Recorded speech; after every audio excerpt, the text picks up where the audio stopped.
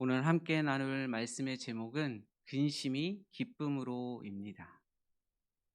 어느 한 어부와 아내 그리고 아들들을 데리고 이 어부가 물고기를 잡으러 길을 나섰습니다. 한참 바다를 갔을 때에 하필 엔진이 고장이 났습니다. 어부는 엔진을 고치기려고 많은 시간을 투자했고 애를 써봤지만 밤이 되고 말았습니다. 설상가상으로 파도가 거세지고 배는 난파되기 직전까지 이르게 되었습니다. 어부와 가족들은 어떻게든 해보려고 그리고 육지 쪽으로 가보려고 많은 애를 썼지만 도무지 앞으로 나가지는 않고 파도가 거세어서 모든 노력이 허사가 되고 말았습니다. 거의 자포자기 심정으로 모든 걸 내려놓고 있었을 때에 저 멀리 한 줄기 빛을 보게 되었습니다. 어부와 두 아들 그리고 아내도 죽을 힘을 다해 그 빛을 향해 노를 저었고 배를 움직이게 하였습니다. 어떻게든 이 가족이 육지에 가까스로 닿았을 때 또 한 번 이 가족들은 충격에 빠지게 되었습니다.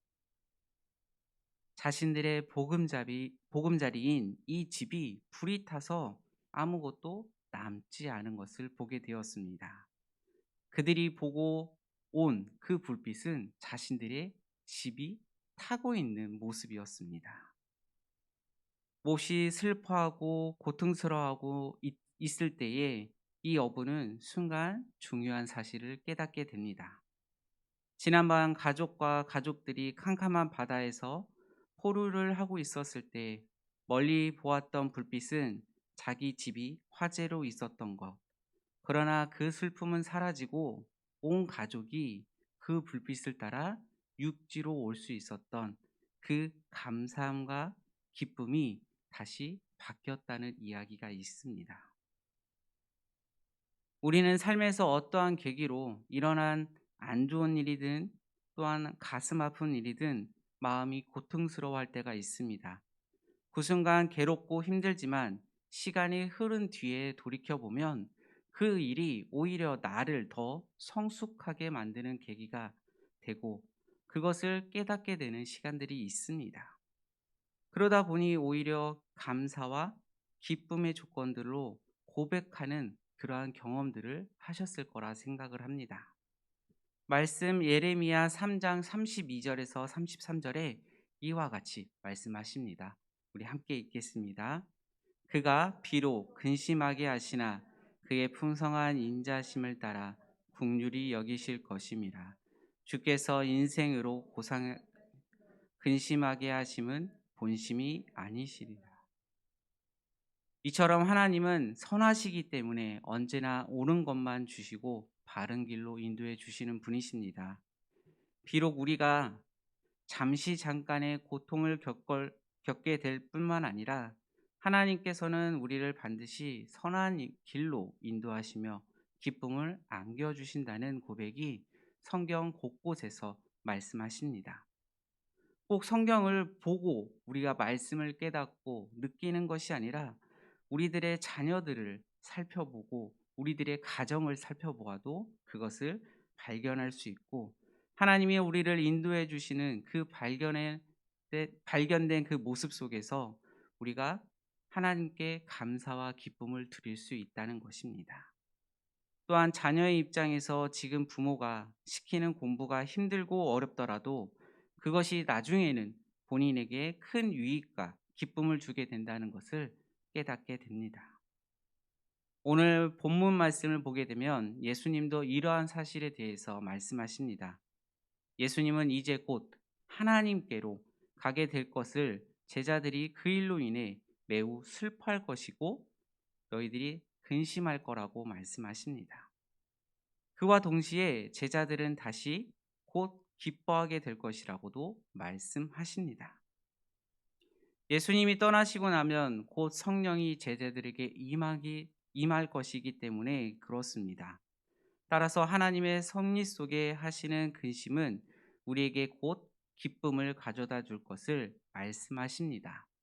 말씀 고린도후서 7장 10절에서 그것을 말씀해 주십니다. 함께 읽겠습니다. 하나님의 뜻대로 하는 근심은 후회할 것이 없는 구원에 이르게 하는 회개를 이루는 것이요 세상 근심은 사망에 이르는 것이니라. 아멘. 근심이라는 것은 다 같은 것이 아닙니다. 세상이 주는 근심은 우리를 사망에 이끌지만 하나님 뜻 안에서 주시는 그 근심은 반드시 우리에게 유익을 가져준다는 말씀하고 계십니다. 제자들은 예수님이 조금 있으면 너희가 나를 보지 못하겠고 조금 있으면 나를 보리라 하신 말씀 때문에 예수님이 자신의 곁을 떠날 것을 생각하고 근심에 사로잡혔습니다. 이것은 이제 머지않아 예수님께서 십자가에서 죽으시지만 곧 부활하여 제자들 앞에 다시 나타날 것을 의미합니다. 마태복음 26장 31절 32절에서 그것을 말씀하십니다. 우리 함께 읽겠습니다. 그때 예수께서 제자들에게 이르시되 오늘 밤에 너희가 다 나를 버리리라. 기록된 바 내가 목자를 치리니 양의 떼가 흩어지리라 하셨느니라. 그러나 내가 살아난 후에 너희보다 먼저 갈리로 가리라. 지금 예수님이 말씀하신 것은 부활 선언이십니다. 제자들은 예수님이 자신들을 떠날 것을 대해 그 나머지 근심과 슬픔에 빠졌지만 사실 예수님께서 떠나심은 사망 권세를 이기시고 부활하시는 기쁨의 사건인 것입니다. 그러므로 이게 꼭 슬퍼하고 염려할 것만은 아니었습니다. 그러나 제자들은 거기까지 알지 못했습니다. 그래서 예수님은 또다시 제자들에게 오늘 본문 말씀 21절과 22절에서 다시 한번 말씀해 주십니다. 우리 함께 읽겠습니다. 여자가 해산하게 되면 그때에 이르렀음 그지만아 아이를 낳으면 세상에 그 고통을 다시 기억하지 아니하느니라. 지금 너희가 근심하나 내가 다시 너희를 보리니 너희 마음이 기쁠 것이요 너희 기쁨을 빼앗는 자가 없습니다. 아멘. 여러분들은 혹시 지금 내게 주어진 어떠한 상황들 때문에 고민되고 근심이 되는 일이 있으신가요? 만약 그렇다면 그 문제를 다른 각도에서 생각해 볼 필요가 있습니다. 내가 미처 발견하지 못한 기쁜 뜻이 그 안에 담겨 있다는 것입니다. 시편 119편 71절에 이렇게 말씀하십니다. 고난 당한 것이 내 유익이라 이로 말미암아 내가 주의 율법들을 배우게 되었나이다. 하나님이 나를 더욱 성장시켜 줄 그 어떠한 요소를 그 문제 안에 두셨음을 인정하고 그러한 상황을 허락해 주신 하나님께 오히려 감사할 수 있는 마음을 가져보시기 바랍니다. 그로 인해 우리가 기억할 것은 우리가 근심 속에 담겨 있는 바로 그때 하나님은 우리와 함께 하신다는 것입니다. 다른 것도 아니라 하나님이 함께 하신다는 것입니다. 말씀해 주시는 기쁨 두 번째는 예수님께서 죽으셨으나 부활하심으로 주시는 기쁨을 진리를 이해하는 기쁨입니다. 본문 23절에서 말씀하신 바와 같이 진리의 성령이 제자들을 빛 가운데로 인도하여 영적인 깨달음을 주시기에 제자들은 더 이상 예수님의 죽음에 관해 묻지 않아도 된다는 것입니다. 성령님께서 예수님의 죽으심과 부활의 의미를 알게 해주시기 때문에 제자들은 영적 성숙함을 가져다 주기 때문에 그렇습니다. 마지막으로 주시는 기쁨은 예수님께서 우리에게 주시는 기도의 응답의 기쁨입니다. 이제까지는 제자들은 기도할 필요가 없었습니다. 왜냐하면 세상에 빛이시며 구원 되시는 예수님과 함께 하기 때문에 그렇습니다. 그러나 예수님이 제자들 곁을 떠나가시기에 제자들은 예수님의 이름으로 기도하고 예수님의 이름으로 능력으로 응답받게 되었습니다. 예수님의 이름을 의지하여 하나님과 직접 교통하게 된 것입니다. 이것이 예수님의 죽음과 부활이 가져다 준 새 시대의 선물이 된 것입니다. 지금 우리 앞에 놓인 근심이 있으시면 그 근심을 통해 하나님이 우리에게 주신 더 좋은 선물을 허락하시며 우리가 하나님의 놀라운 권능을 보게 될 것입니다. 그러므로 근심 중에서도 감사하시기 바랍니다. 하나님이 주실 기쁨의 상급을 바라보며 오늘 하루 승리하시는 여러분들이 되시길 소망합니다. 말씀을 정리하겠습니다.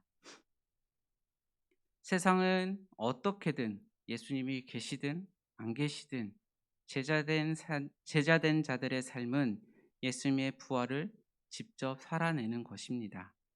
새로운 삶으로 바꿔나가라는 것입니다. 예수님은 제자들에게 이것을 더 큰 일이라고 말씀하셨습니다. 요한복음 14장 12절을 세 번역으로 함께 읽겠습니다.